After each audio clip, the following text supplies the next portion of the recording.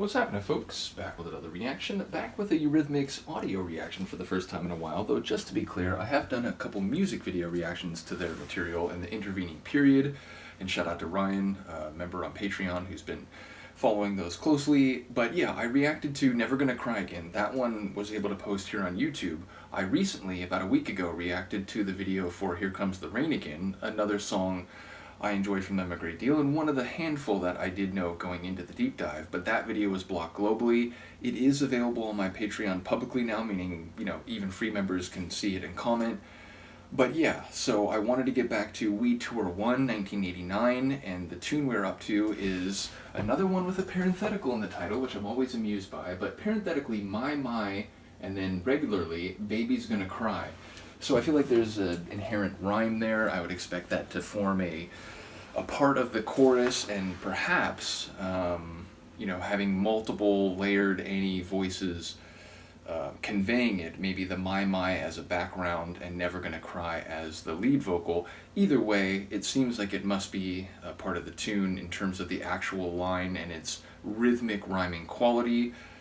But yeah, it also sounds like there might be emotional pain involved, and not only as an abstract or as a third-party observation, but directly related to the main characters of the story. So let's see what I can pick up on a first listen. This is Eurythmics. The tune is My, Baby's Gonna Cry from the 1989 album We Two Are One.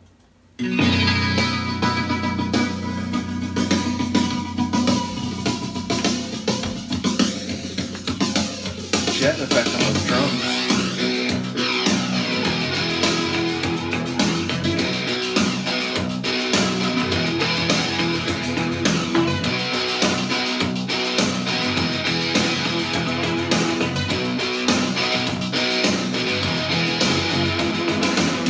Do you feel sorry, lover?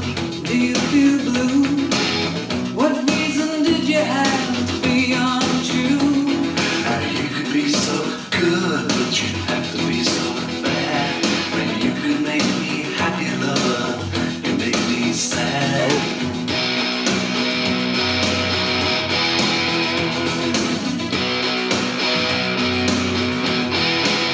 Now there's a cool breeze blowing up the flame that used to burn inside me at the mention of your name. Now there's a cool breeze blowing down the track. That's where I'm going, and I'm never coming back. My, baby's gonna cry. Both of them. My, baby's gonna cry. My, baby's gonna cry tonight. Oh yeah, tonight. Oh yeah. Well, nothing comes from nothing, that's what they always say. Love actually, hello? Did mama tell you that's the price you have to pay? And you can't have your piece of cake and eat the sweet thing too. But that kind of understanding isn't good enough for you. My, baby's gonna cry. My, baby's gonna cry. My, baby's gonna cry tonight. Oh yeah, tonight. Oh yeah, tonight. Oh yeah, tonight. Oh yeah.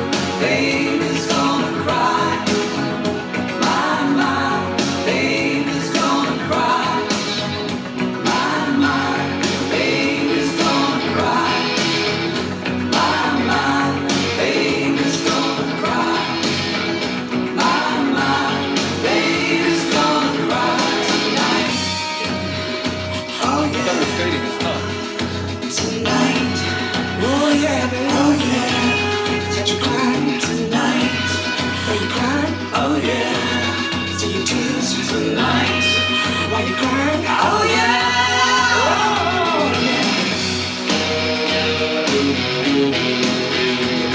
That guitar riff reminded me of something else.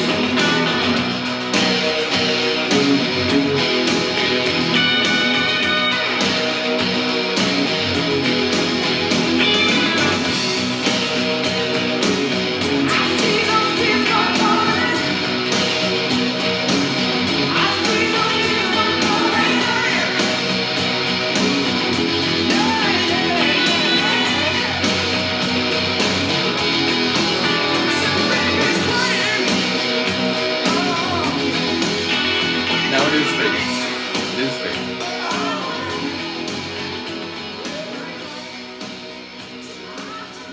Fascinating song lyrically. I'll speak to the sonics first. Definitely a bit of that synth rock flavor, not just because those heavy guitar riffs at the end, but overall it just had that.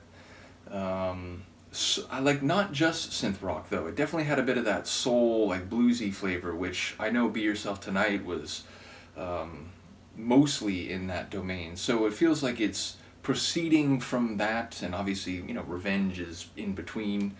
But or wait, is it Revenge or Savage? I'm suddenly forgetting. It's Savage, isn't it? I think it's Savage. Yes, this is the problem when you do deep dives over a prolonged period of time.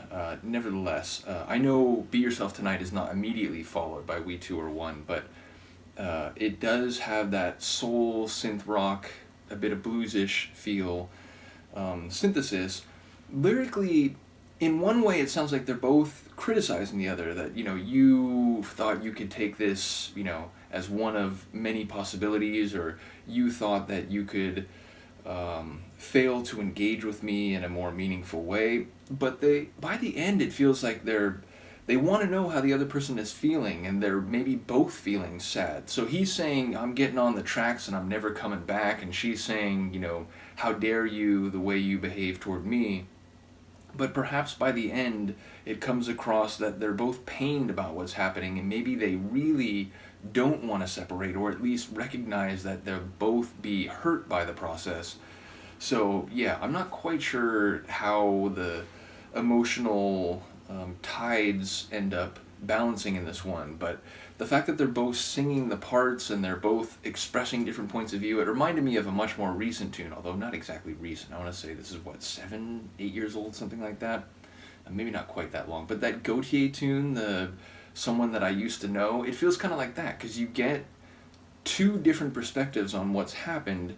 You understand on some level why they're both upset and sad, but the fact that they're saying those feelings with such passion suggests that maybe not all has been dissipated, or that they both still have a bit of that feeling for each other. So yeah, I wonder what people have to say about the lyrics for this one.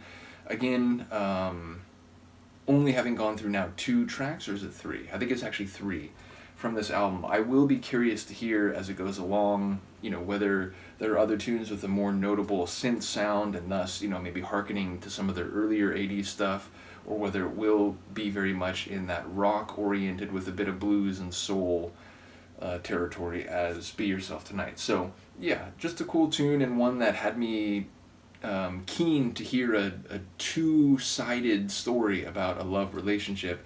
And again, shout out to Dave, who, you know, doesn't sing on all their songs, but he does appear on more of them than I ever would have known just with my limited knowledge of Eurythmics going into this deep dive. So yeah, let me know what you think, and I will see you next time. Peace.